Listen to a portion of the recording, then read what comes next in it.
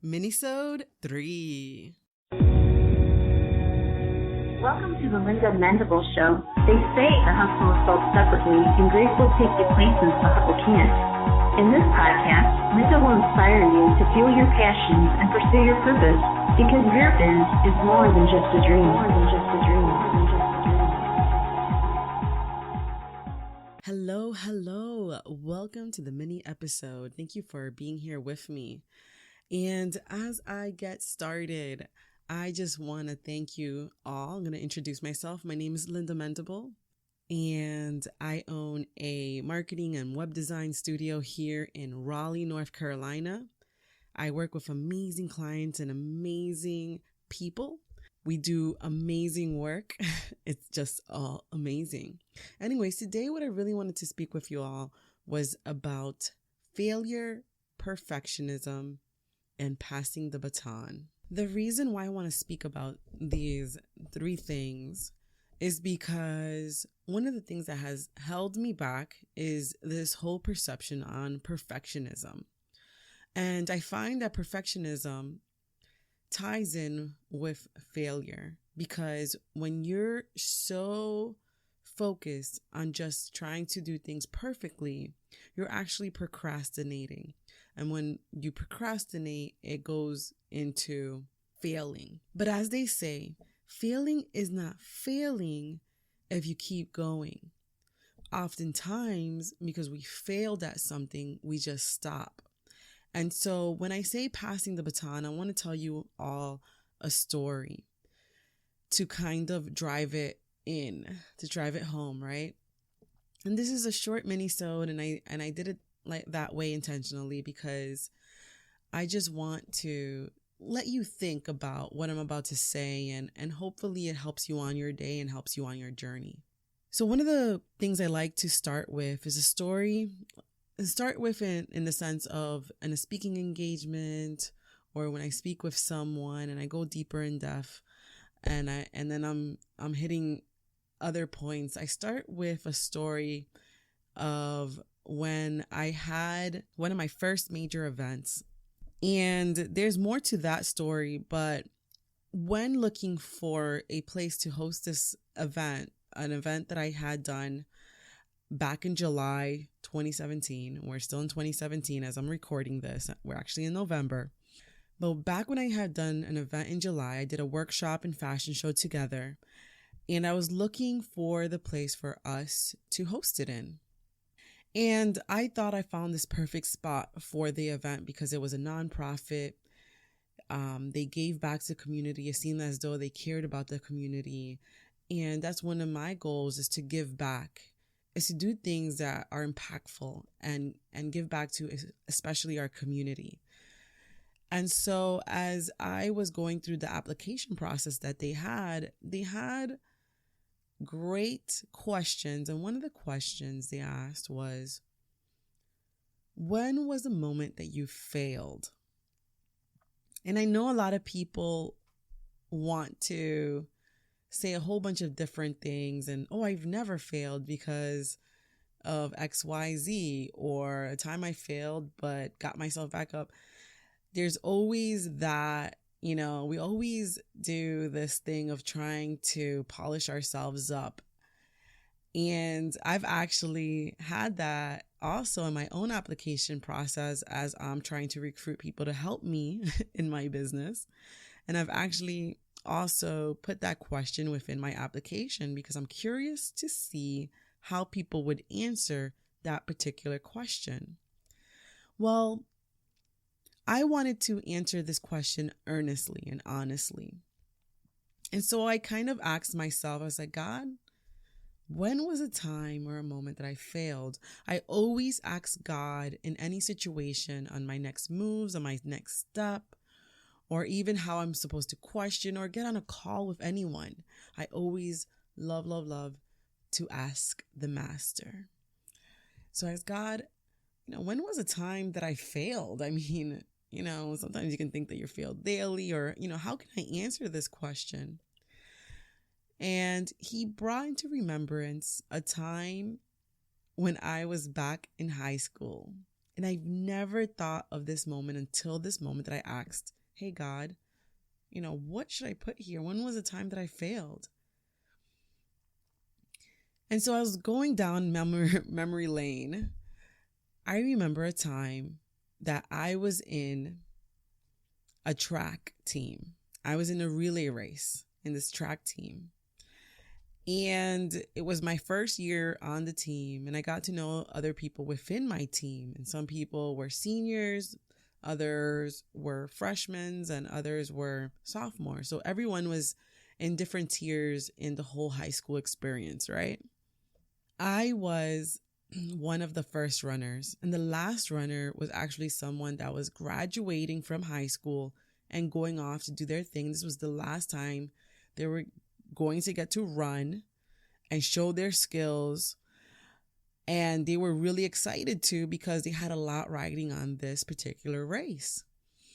And they had a lot riding on, how they were to perform in this race. This is their last year.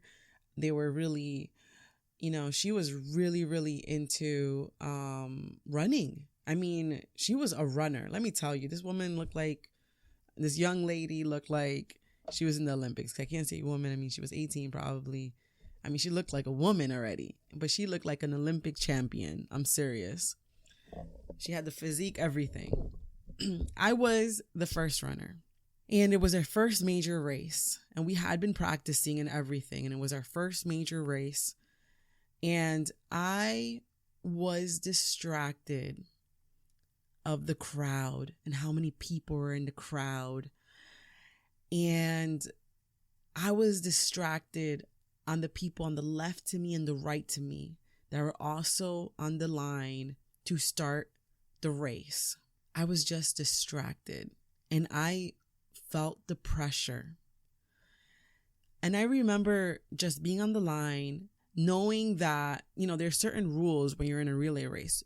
One of the rules is you can't cross the line. You can't go over on the other side or you're disqualified. Another rule is you have to pass the baton between a certain section on the track. If you pass it before or after, you're disqualified. So I'm thinking about all of these, all of these disqualifications that can happen. I'm thinking about all of what can go wrong. I'm looking at the left, I'm looking at the right, and I'm looking at how many people are trying to be faster than me. I'm thinking about the person with the gun to start the race. And I'm thinking about, oh my gosh, what are they thinking? Sometimes we're like that. We are so constantly distracted about what we think other people are thinking, or the amount of ways we can fail. We're thinking constantly on all these things. And I remember Jesus tells us, do not worry. But no, oftentimes we worry. And worry is oftentimes the thoughts that we think towards failure. Anyways, I'm there. I'm ready, right? As ready as can be, as just a newbie in this whole energy. And because there's crowds, right? People came out to see us. I mean, this is a major state race. And I'm there, and the gun goes off. What do you think I do? I take one step. I take two. I take a third. And I stop. Yep, I stopped right in the middle of the race. Why? Because I thought I stepped out of the line, and I thought I had gotten disqualified. And I didn't finish my race. And I didn't keep going. I didn't keep pushing forward. And I didn't think about the impact that could have. I didn't think that anyone was depending on me. I didn't think it mattered for me to just stop.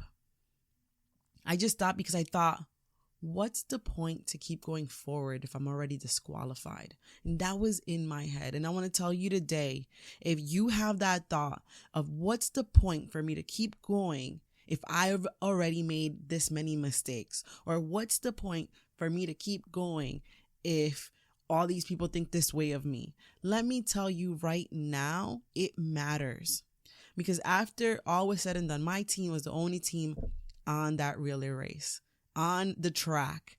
Everyone else had finished their race, and our team was the only team that didn't. You can imagine my disappointment.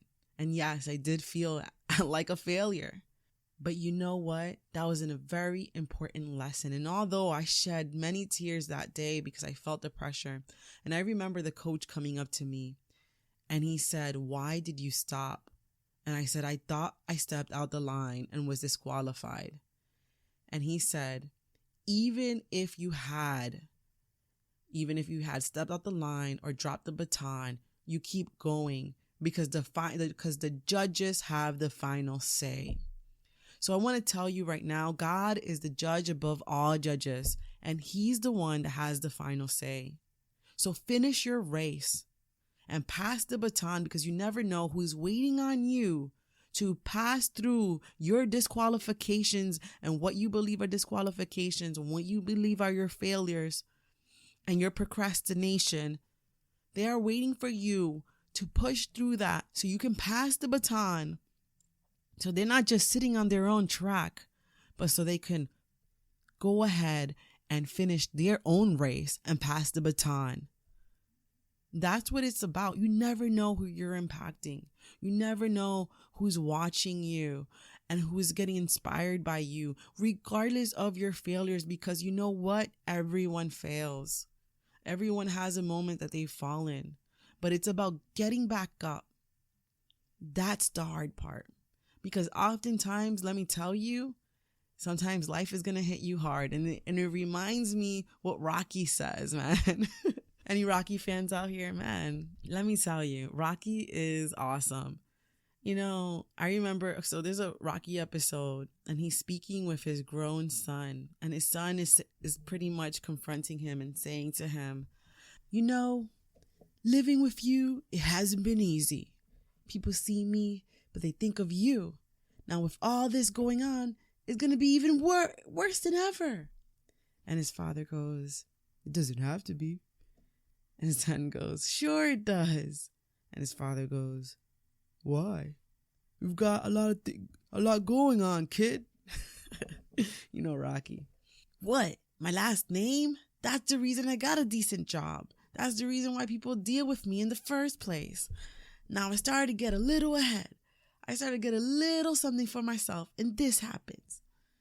Now I'm asking you as a favor not to go through with this day. So the day that the son is talking about is basically, you know, Rocky doing a fight, you know, doing what he does, just being him. And Rocky goes, you think I'm hurting you? And his son goes, yeah, in a way you are. And his father goes, that's the last thing I ever wanted to do. Son, I know that's not what you want to do, but that's just the way it is. Don't you care about what people think? Doesn't it bother you that people are making you out to be a joke and that'll be included in that? Do you think that's right? Do you?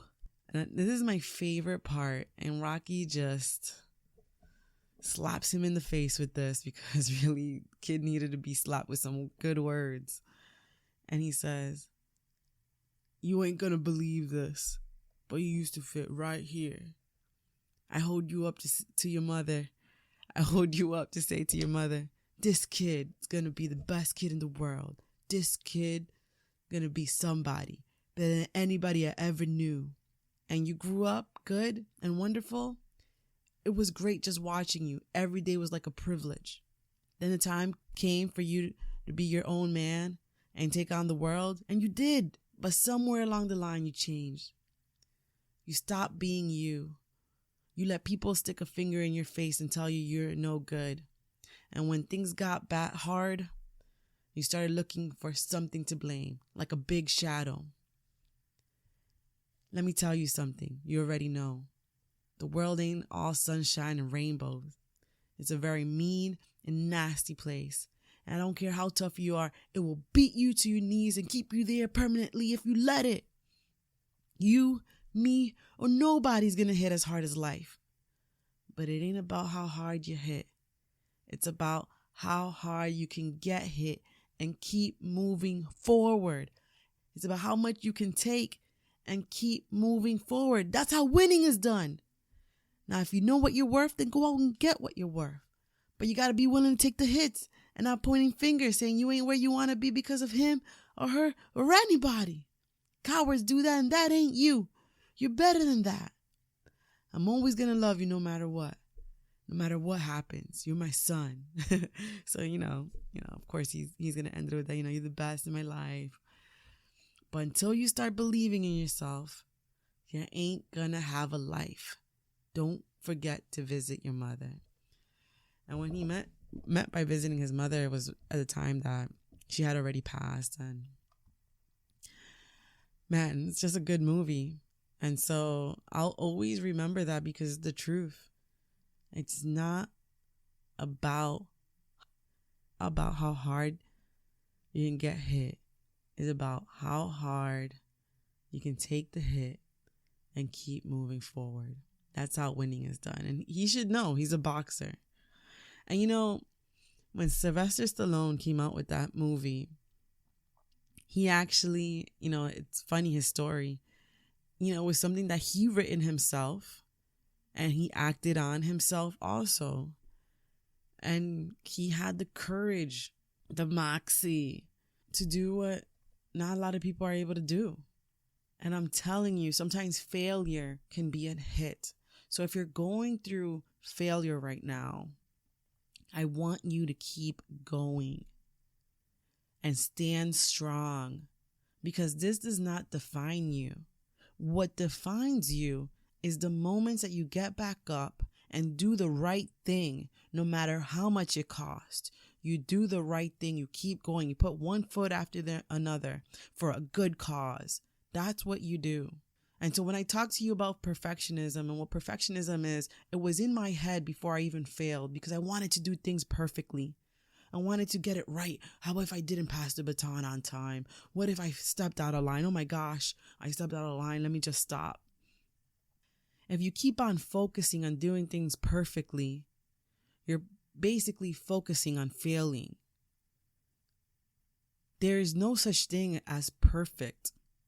So get that out of your mind and just run your race. Do what it is that you know that you're good at doing and continue to perfect it and do better. That's it. It's about having that habit, practicing. And no matter if you failed or fall down, you get back up and you keep going. I'm Linda Mendable. Thank you for listening.